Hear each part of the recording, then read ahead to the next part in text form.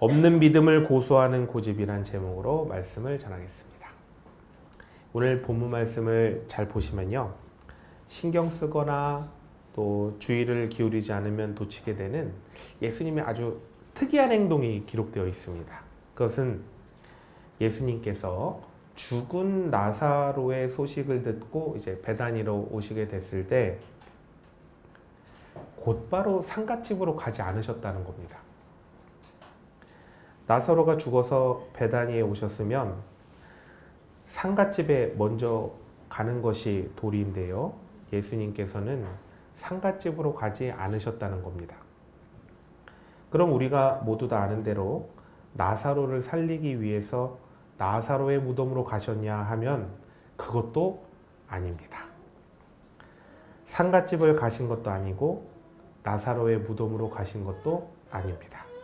그럼 예수님께서 무엇을 하셨느냐? 바로 베다니 마을 초입에 가만히 서 계셨습니다. 처음에 마르다가 예수님께서 오신다는 소식을 듣고 급히 나아가서 맞이했기 때문에 예수님께서 일부러 서 계신 그 의도가 드러나질 않았는데요, 예수님께서 마르다가 이 장례의 자리를 지키고 있는 마리아를 부르러 갔을 때에도 딸은 어디로 간 것이 아니라 그 자리에 그냥 가만히 계심으로 인해서 일부러 거기 서 계시는구나 라는 그 의도를 알게 됩니다. 그런데 그렇게 일부러 가만히 서 계시던 예수님께서 마리아가 예수님께로 나온 후에야 그제서야 나사로의 무덤으로 이제 자리를 옮기시는데요, 따라서 예수님께서는 의도적으로 마르다와 마리아가 예수님께로 나오도록 하셨구나라는 것을 알게 됩니다. 그런데 문상객인 예수님께서 상주인 마르다와 마리아에게 가지 않으시고 반대로 상주인 마르다와 마리아가 문상객인 예수님께로 나오게 하신 것은 그 매우 이상한 일 아닙니까? 이스라엘의 예법상으로도 문상객인 예수님께서 상갓집으로 찾아가는 것, 그것이 도리인 것이죠. 거기다 마르다와 마리아가 예수님께 얼마나 잘했습니까? 그들이 헌신한 걸 생각해 보면 그들의 수고를 생각해서라도 속히 상갓집으로 가서 위로해 주셔야 하는 것이 맞는 거지요. 그렇게 예수님께서 마르다와 마리아가 예수님께로 나오길 기다리신 것은 부름에도 회피하며 살릴 기회를 놓쳐버린 것에 대해서 민망해하고 죄책감이 들고, 그렇게 해서 이제는 살릴 수 있는 능력이 없어서 피하시는 거 아닌가? 라는 그런 의구심을 갖게 만든다는 것입니다. 그래서 마르다와 마리아는 자신들에게 오지 못한 예수님께 자신들이 이제 가지 않습니까? 가서 계속해서 말하기를, 예수님께서 지금은 살리실 수 없다 라고 이렇게 못 박는 것은 아닌가? 라는 아주 합리적인 의심이 이제 들게 되는 거죠. 하지만 예수님께서는 마르다와 마리아가 본인께 나오도록 하신 것은 바로 이러한 이유들 때문인데요, 그럼 도대체 왜 예수님께서는 베다니 상갓집 근처까지 가셨음에도 불구하고 마르다와 마리아에게 가지 않으시고 그 반대로 마르다와 마리아가 예수님께로 나아오기를 기다리셨을까요? 왜냐하면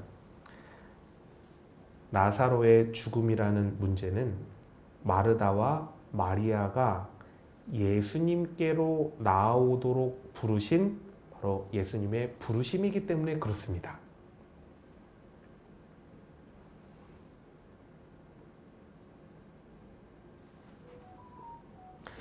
예수님께서는 마르다와 마리아가 해결할 수 없는 문제를 가지고 그들이 그리스도로 고백하는 구원자 되신 예수님께 나와 해결받도록 하신 것이죠. 예수님께서는 문제를 통해 인간들이 예수님께 나아오도록 이렇게 부르십니다. 문제에 갇혀 해결하지 못하는 가운데 해결하시는 구원자 예수님을 바라보고 찾게 하시고 문제의 해결을 위해서 해결자이신 예수님께 그 문제를 가지고 나올 수 있도록 서서 기다리고 계시는 것입니다.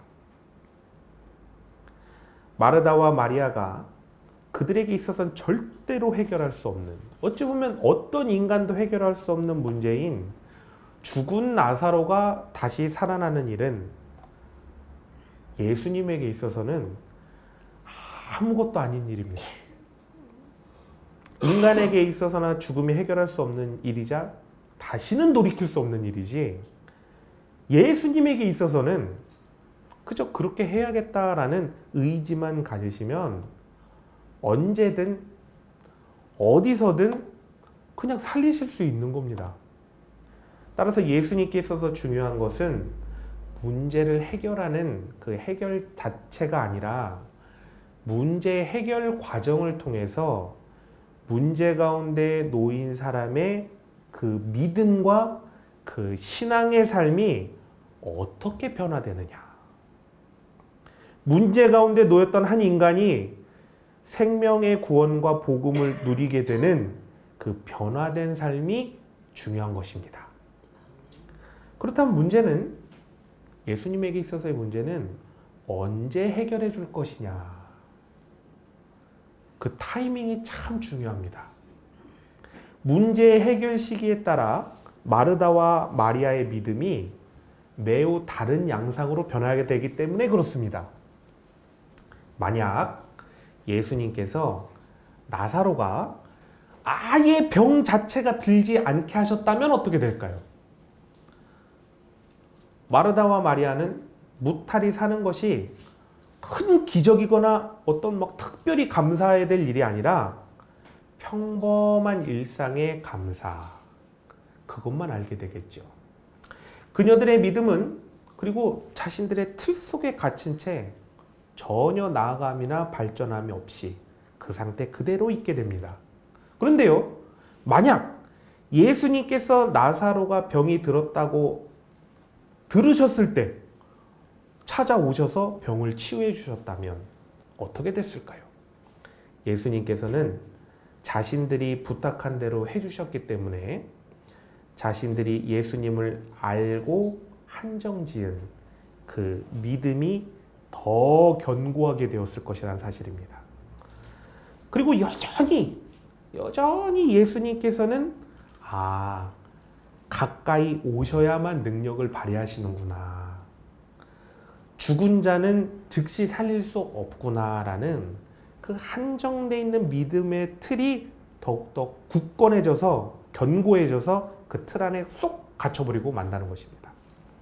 그러면 만약 예수님께서 베다니에 오시자마자 죽은 나사로를 그냥 살려버리셨으면 어떻게 될까요? 마르다와 마리아는 죽음 이외에 예수님께서 하실 수 없다라고 자신들이 한정지은 그 문제가 발생하게 되면 그때에는 또 예수님께 문제를 가지고 나아가지 않는 그런 틀 속에 또 갇혀버리고 말게 됩니다. 그런데 예수님께서는 오늘 본문의 말씀의 시점인 마르다와 마리아가 그 문제를 가지고 예수님께 나온 그 시점에서 죽은 나사로를 살리셨기 때문에 예수님께서는 죽음도 다스리시는 만왕의 왕이시고 그 어떤 문제라도 가지고 예수님께 나아가면 해결받는구나 라는 그 확고한 믿음이 생기게 되는 것입니다. 그래서 기존에 예수님을 가두고 한정지었던 자신들의 그 어그러진 믿음의 틀을 깨트리고 나오게 되는 것이죠. 이 타이밍이 이만큼 중요합니다. 그럼 마르다와 마리아의 그 믿음과 신앙에 대해서 이제 좀 자세히 알아보도록 하겠습니다. 마르다가요, 찾아오신 예수님을 뵙고 21절에서 말씀드리길 예수께 여짜오되 주께서 여기 계셨더라면 내 오라버니가 죽지 아니하였겠나이다 라고 말씀을 드립니다. 이 말씀만 들으면요, 야, 어떻게 이렇게 믿음이 좋을까? 문제가 있는 것이 아니라 정말 믿음이 좋아 보이는 것처럼 보인다는 것입니다. 그러나 마르다의 고백에는 매우 중대한 오류가 있지요. 어떤 오류입니까? 바로 예수님의 능력을 자신이 한정지어 제한시키는 그 신앙 고백이 그 안에 들어있다는 겁니다. 그 말이 무엇입니까? 여기 계셨더라면,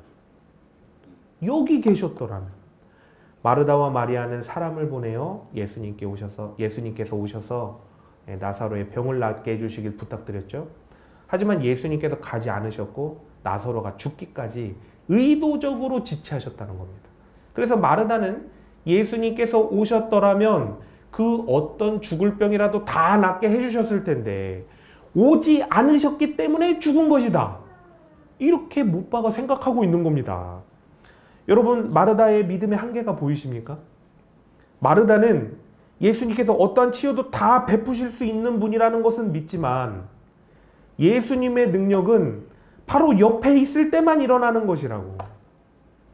그 본인의 틀 속에 예수님을 꼭 가둬 놓고 있는 거죠. 예수님께서는 같은 방에 계실 때만 낫을까요? 아니라고 말씀을 좀 해주시면 감사하겠습니다. 아닙니다. 아니죠. 네. 그렇게 생각하셨나요? 예수님이 같은 방에 안 계시면 안 낫지. 그런 생각을 가지셨나요? 서울에서 대전 정도 떨어지면 예수님의 약효과가 떨어질까요? 아닙니다. 대답 안 하시는 거 보니까 그렇게 생각하시는 그건 아닙니다. 약효과가 안 떨어집니다. 그러면요, 서울에서 미국 정도 떨어지면 아이고 이제는 그 타이레놀 정도밖에 효과가 없겠는데 이렇게 생각하시나요? 아닙니다. 아니죠. 혹시 우주로 나가면 어떻게 됩니까? 아이고 이제 예수님하고 끝났네. 예수님하고 이별했네. 이렇게 생각되십니까? 아니에요. 우주를 하나님이 창조하셨잖아요. 마르다와 같이 사람들은 저마다 예수님을 자신의 틀 속에 가두어서 제한시켜버리고 있다는 것이죠. 그리고 예수님을 제한하고 가둔 자신의 그 뒤틀린 믿음을 진실된 믿음이라고 생각하고 있다는 것입니다. 고집스럽게 그 뒤틀려버린 믿음을 고소하는 것을 참 신앙의 삶이라고 고백하고 있다는 것입니다. 그런데 잘 생각해 보십시오. 마르다가 과연 예수님께 둔 제한이 거리의 제한뿐밖에 없을까요? 거리의 제한밖에 없을까요? 아닙니다. 이어진 22절 마르다의 말을 한번 보십시오. 그러나 나는 이제라도 주께서 무엇이든지 하나님께 구하는 것을 하나님이 주실 줄 아나이다. 예수님께서 무엇이든지 할 수 있는다고 말은 합니다. 마르다의 이 고백에 대하여 예수님께서 마르다가 그토록 원하던 것을 주시는데요. 23절 예수께서 이르시되 내 오라비가 다시 살아나리라. 다시 살려주시겠다고 예수님께서 확실하게 말씀하십니다. 그러자 마르다는 다시 살려주겠다는 예수님의 말씀을 다시 제안합니다. 24절 마지막 날 부활 때에는 다시 살아날 줄을 내가 아나이다. 이 말이 무슨 뜻입니까? 살리시긴 살리시죠. 근데 지금은 못 살리세요. 그거 못 하시잖아요. 최후의 날에는 살리실 수 있지만 지금은 못 살리신대요. 마르다는 그걸 매우 고집스럽게 자신이 예수님을 한정지은 그 어그러진 믿음을 예수님께 강요하고 있는 거예요. 23절에서 예수님께서 내 오라비가 다시 살아나리라는 말씀을 들었으면 즉시 좀 살려주십시오 라고 말을 해야지. 믿음이 좋은 척, 정말 예수님을 잘 아는 척, 자신의 그 한정적이고 삐뚤어지고 잘못된 그 오류투성이 믿음을 고집하면서 맞습니다. 마지막 날 부활 때 살겠지요. 아니 왜 이런 고상한 말을 하냐고요. 예수님 앞에서. 마지막 날 부활 때 살리는 분이라는 믿음은 있는데 왜 지금 즉시 살리는 분이라는 믿음은 없을까요? 그거 이상한 거 아닙니까? 아니 왜 마지막 날은 살리는데 지금은 못 살려요? 마르다는 예수님과 계속된 대화 속에서 자신의 이 삐뚤어지고 한정지어진 이 믿음을 고집스럽게 지키면서 자신이 만들어 오는 한정된 틀 속에 예수님께서 거기 들어오시라고 예수님을 강제하고 있는 것입니다. 그러니 마르다의 평소 신앙생활은 과연 어땠을까요? 과연 어땠을까요?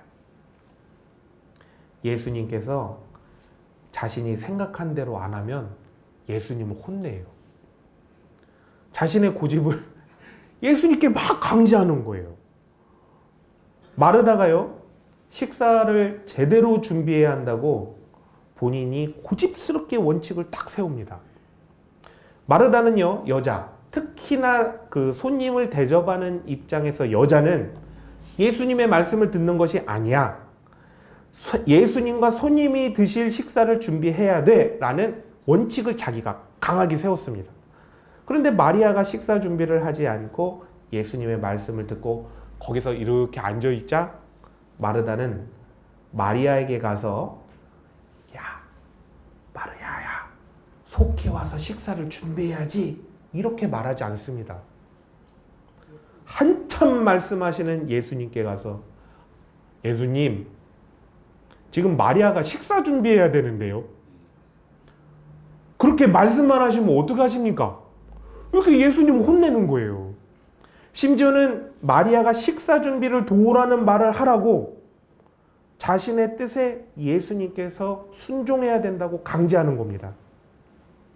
온전하지도 그렇다고 좋은 것도 아닌 자신의 철저한 고집과 아집 속에서 만들어낸 그 원칙을 따라서 예수님을 가두어 두고 그것을 신앙이라고 고집하고 있는 것을 전혀 내려놓지 못하고 있는 것이죠. 예수님께서는 이런 마르다를 나사로의 죽음을 통해서 예수님께 나아와 자신의 자리를 두고 예수님께 나아와서 자신의 한정짓고 고집하는 그 온전치 않은 믿음을 깨트리도록 찾아와서 본인에게 나오도록 부르신 것입니다. 그래서 마르다는 자신의 문제를 안고 예수님께 나아왔습니다. 자, 그런데 이렇게 한정적인 믿음을 가진 것은 마르다만이 아닙니다. 마리아도 마르다와 별반 차이가 없습니다. 32절을 보십시오. 마리아가 예수님께 달려와서 처음으로 하는 말이 무엇입니까? 주님께서 여기 계셨더라면 내 오라버니가 죽지 아니하였겠나이다 라고 말을 하는 것을 보게 됩니다. 마리아는 예수님께 대하여 자신의 모든 재산과 같은 그 나드 한 옥합을 정말 일말의 주저함도 없이 탁 깨트려서 전부를 부어드린 예수님을 향한 그 충성, 헌신 그 자체 아닙니까? 그러나 마리아의 이런 충성과 헌신과는 별개로 예수님을 향한 마리아의 그 믿음의 인식은 마르다와 별반 다르지 않게 한정적이었다는 것입니다. 예수님께서 오셔야만, 예수님께서 같은 방에 계셔야만 살아난다는 그 인식 가운데 그걸 도저히 깨트리지 못하고 그 안에 지배당하고 있는 것이죠. 예수님께서는 마르다와 같이 마리아도 나사로의 죽음이라는 문제를 통하여 찾아와 부르셨고, 마리아는 자신이 한정짓고 고집하는 그 온전치 않은 믿음 가운데 자신의 문제를 안고 예수님께 나온 것입니다. 그런데 너무나 안타까운 당시에 이 현실이 또한 기록되어 있는데요. 그것은 예수님께서 나사로를 살리는 것에 대해서 거기에 있는 수많은 사람 중 믿은 사람이 단 한 명도 없다는 것입니다. 헌신적인 마르다도, 모든 것을 다 드리는 마리아도, 심지어는 동거동락하는 제자들 중에서도 단 한 명도 예수님께서 죽은 나사로를 살릴 것이라는 그 말에 대해서 믿는 사람이 한 명도 없습니다. 예수님께서 살릴 수 없을 것이라고 부정해서 다 딴소리들만 하고 있는 것입니다.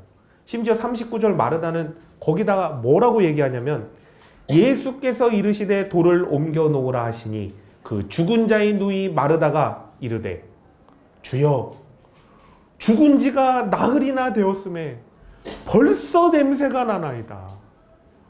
이 얘기가 뭡니까? 매우 돌려서 완곡한 표현으로 예수님 안 되는 거 시도하지 마세요라는 얘기 아닙니까? 마지막까지 예수님께서 나사로가 부활하게 하시는 것을 부정하고 못하도록 마르다가 막아서고 있는 것입니다. 예수님께서는 아무도 자신을 믿어주지 않는 그 현실과 그 수많은 유대인들의 믿음 없음을 보시고 33절과 38절 비통히 여기고 불쌍히 여겼다라는 기록을 하고 있습니다. 도무지 자신을 믿지 못하는 믿음을 찾아볼 수 없는 그 시대적인 비통함, 구원자를 옆에 두고서도 누리지 못하는 이 어리석은 백성들을 정말 불쌍히 여기셔서 비통의 눈물과 안타까움의 눈물을 철철철은 아닙니다.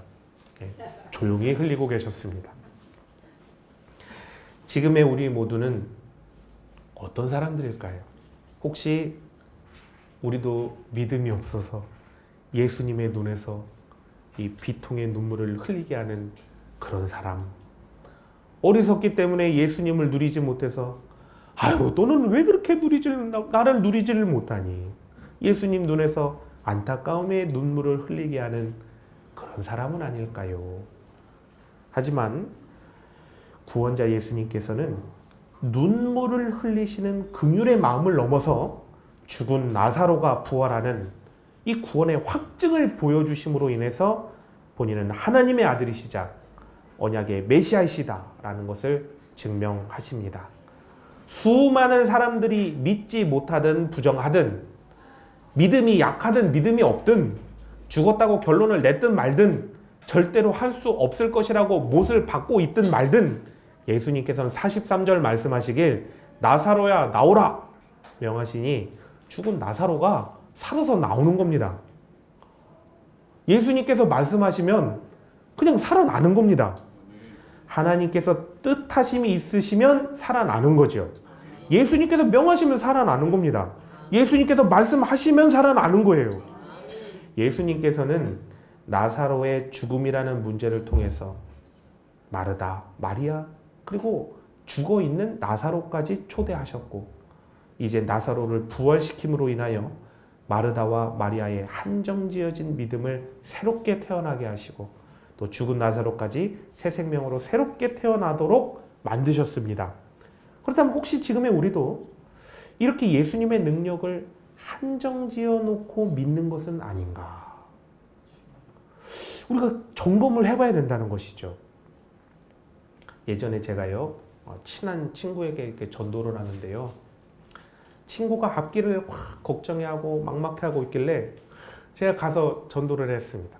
친구야, 예수님을 좀 믿어보면 어떨까? 예수님은 온 세상 만물을 창조하신 하나님이셔. 이스라엘의 홍해를 가르신 분도 예수님이시고 기사와 이적을 일으키시는 분도 예수님이셔. 이런 예수님인데 믿고 놀라운 은혜를 누려봐. 그러자 친구가 이런 답변을 저에게 했습니다.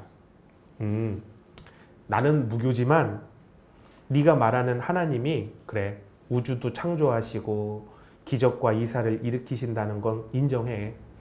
그리고 홍해도 갈랐다면 아니 뭐 갈랐다면 갈라진 거지. 신이라고 하는데 뭐 신이 그것도 못하겠어? 그런데 그 홍해가 나한테 갈라지는 건 못 믿겠어. 그리고 너를 봐라. 홍해가 너한테 갈라졌으면 지금 네가 이 꼴을 하고 내 옆에 앉아 있겠니? 혹시 제 친구와 같이 이렇게 생각하는 분이 계신지요? 하지만 이것은 하나님께서 주시는 기도의 응답을 내가 바라는 대로만 이루어지는 것이 기도의 응답이라고 생각하는 잘못된 인식입니다. 예수님께서 나사로를 살리시는 것, 이것은 대단한 기적임에 틀림이 없죠. 하지만 성경에 기록되길 이후 예수님께서는 마르다가 100억 부자가 되게 하셨다. 혹은 마리아가 계열사들을 거느린 회장님이 되게 하셨다. 혹은 나사로가 로마의 고위공무원이 되게 하셨다.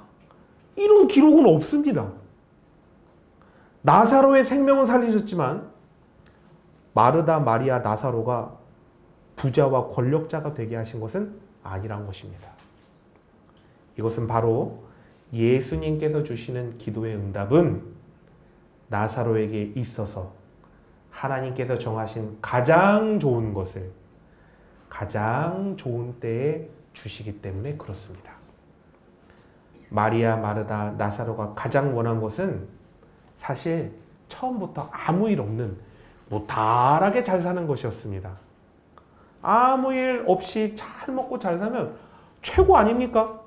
그러나 나사로는 죽을 병이 걸렸고, 이때 마르다, 마리아, 나사로가 원한 것은 병이 고쳐서 죽지 않고 평소와 같이 평안히 잘 사는 것이었습니다.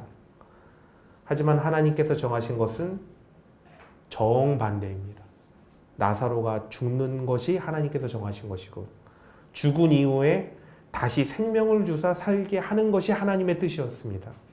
왜냐하면 하나님께서 정하신 이 방법이 마르다와 마리아, 심지어는 죽음에 갇혔던 나사로까지도 자신들의 그 한정된 믿음의 틀을 깨고 나와 세상이 아닌 예수 그리스도를 온전하게 누리게 되는, 가장 좋은 때에 가장 좋은 것을 주시는 하나님의 응답이기 때문에 그렇습니다.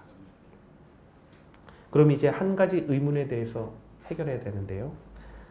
나사로를 다시 살게 하시는 것이 하나님의 뜻이라는 것은 잘 알겠습니다. 그런데 지금 나에게 있는 문제들에 대해서 하나님께서 정하신 뜻이 무엇인지를 내가 모르는데 문제를 어떻게 해달라고 기도를 해야 되는 걸까요? 이 문제가 해결되는 것이 하나님의 뜻인지, 이 문제가 해결되지 않는 것이 하나님의 뜻인지 어떻게 할 수 있을까요? 해결해 주시지 않을 건데 괜히 해결해 달라고 붙잡고 있는 것은 아닌지, 아무리 기도해도 내 뜻이 이루어지지 않을까 봐 근심하고 걱정하고 염려까지 할 수 있습니다. 하지만 잘 생각해 보시면 하나님께 기도하는 사람은 이것을 어떻게 기도하느냐, 이걸 신경 쓸 필요가 전혀 없습니다. 왜냐하면 무엇을 구하든 하나님께서는 그 구한 것에 가장 좋은 것을 가장 좋은 때에 주실 것이기 때문에 그렇습니다. 문제는 예수님께서 마르다와 마리아를 기다리신 것처럼 자신의 문제를 안고 나와 예수님 앞으로 나아가냐, 아니면 그냥 문제를 아는 채 주저앉아 있을 것이냐, 예수님께 구할 것이냐, 예수님께 구하지 않을 것이냐, 그 선택을 하는 문제가 나에게 있어서 중요한 것입니다. 끝까지 예수님을 믿지 못했던 마리아였고, 마지막까지 예수님께서 못하신다고 막아섰던 마르다였지만, 예수님께 나와 예수님과 함께 했기 때문에 마르다와 마리아는 예수님께서 역사하시는 그 응답을 받아 누렸던 것입니다. 하나님의 백성이 하나님 앞에 나아가 문제를 가지고 나아가서 하나님께 간구를 하면 주님 안에서 잘되고 형통하고 복되고 병이 낫고 능력이 나타나고 문제가 해결되길 간구하고 끝까지 하나님을 붙잡으면 하나님께서는 이 모든 간구를 하는 백성들에게 가장 좋은 것을 가장 좋은 때에 반드시 꼭 주신다는 것입니다. 그리고 계속 기도해 나가면 예수님께서는 마르다와 마리아를 만나시며 그들의 믿음과 신앙을 확인하시고 올바른 길로 인도하셨듯이 우리들의 믿음과 신앙 그리고 삶의 방향까지도 하나님의 뜻이 있는 곳으로 인도해 주십니다. 최근 뉴스에요. 그 가장 많이 오르고 내리는 사람 중에 일론 머스크라는 사람이 있는데요. 그도 그럴 것이 포브스 기준으로 세계에서 제일 부자가 일론 머스크입니다. 재산이요 2,511억 달러.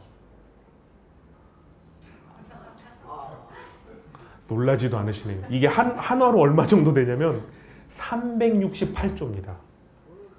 한 사람이 가지고 있는 돈이 368조 원. 야, 놀라지도 않으시네. 너무 봤어요. 자, 그러면요. 삼성 이재용 회장이 얼마 가지고 있을 것 같습니까? 16조 가지고 있습니다. 16조. 반올림했습니다. 16조 가지고 있는데요. 일론 머스크 한 개인이 얼마나 큰 부자인가. 한 번 더 얘기해 볼까요? 368조. 아유, 감사합니다. 네. 그런데요, 일론 머스크의 이 행보를 보면 참으로 대단하다는 생각이 듭니다. 일반 사람하고는 생각이 달라요. 어떤 생각이 다르냐면 화성에 사람을 이주시켜 살아야겠다라고 생각하는 사람입니다. 아니, 여기는 안 놀라셔도 됩니다. 네. 처음에는 화성에 가서 우리가 이주해서 살아야 됩니다라는 이 말도 안 되는 말을 들으면 사람들은 다 듣고 처음에는 제정신이 아닌가 보다 이렇게 생각을 했습니다. 그런데 이런 너무나 터무니없지만 이 말을 딱 꺼내놓으니까 그때부터 실현시키기 위한 아주 미약한 첫걸음이지만 첫걸음이 내딛어지더라는 거예요. 그리고 또 그렇게 한 발 한 발 한 발 그 작은 미약한 걸음을 내딛다 보니까 요즘 무슨 일을 하냐면요. 우주 로켓을 지상에서 쏘아 올리잖아요.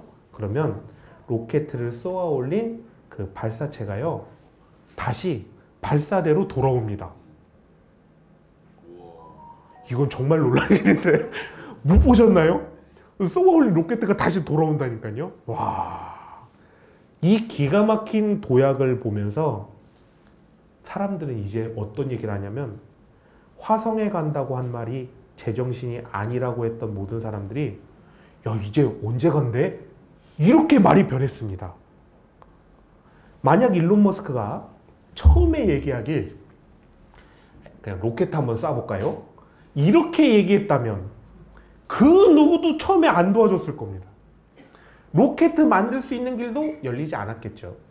그런데 말도 안 되지만 우리가 화성을 갑니다라고 큰 비전을 얘기하니까 처음에는 말도 안 되는 이상한 사람이라고 말했던 사람들이 점점 그 얘기를 들으면서 화성을 간다는 곳에 대해서 뭐 가면 가나 보다 이런 인식을 갖기 시작했고, 그래서 이제 화성을 가는 로켓을 만드는 일을 시작하려고 하자 로켓 만드는 엄청난 프로젝트가 화성 가는 거에 비하니까 그 정도는 해야지 라는 걸로 사람들의 인식되었다는 것입니다. 그리고 재사용 로켓을 만들어냈을 때 사람들은 일론 머스크의 화성 이주 계획에 대해서 진실이구나 라고 못 받게 되었다는 것입니다. 꿈꾸는 한 명, 소망 품은 한 명이 엄청난 역사를 이뤄낸다는 것입니다. 그렇다면 만유의 주제이시고 만왕의 왕이신 능치 못하신 일이 없으신 하나님 안에서 우리가 꿈을 꾸고 소망을 품어 기도하고 간구하면 어떻게 되겠습니까? 나를 위해 가장 좋은 것을 가장 좋은 때에 주신다고 언약하신 하나님 안에서 꿈꾸고 소망한 것을 기도하고 간구하면 어떻게 될까요? 빌립보서 4장 13절의 말씀과 같이 내게 능력 주시는 자 안에서 내가 모든 것을 할 수 있느니라. 그 말씀이 바로 나의 신앙 고백, 나의 삶의 고백이 되어서 이루어져 가는 것이죠. 사랑하는 성도 여러분, 혹시 여러분이 가지고 있는 문제 중에 도저히 해결할 수 없는 어떤 그런 문제가 있으십니까? 그런데 이 문제가 얼마나 대단하고 복잡한지 수많은 이해관계가 얽혀 있고 세상적인 그 어떤 방법을 쓰더라도 풀 수가 없고 자연의 법칙과 모든 과학적 법칙이 절대로 안 된다라는 말을 하는 그런 문제입니까? 그럼 이 모든 법칙 위에 계신 창조주 하나님께 나아가셔서 모든 문제를 아뢰고 해결해 주시길 간구하시기 바랍니다.